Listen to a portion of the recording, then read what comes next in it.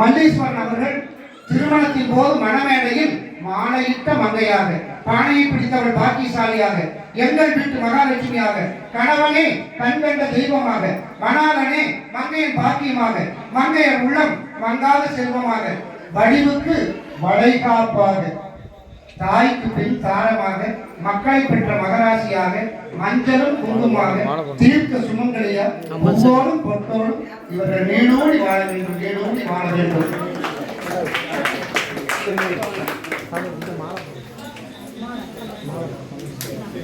கிருஷ்ணமூர்த்தி ஐயா அவர்கள், குருசாமி அவர்கள், அவர்களுடைய தாமரை அவர்கள் பொன்னாடை போர்த்தி தெய்வத்தினுடைய கதரானை அணிவித்து சிறப்பு சேர்த்தார்கள்.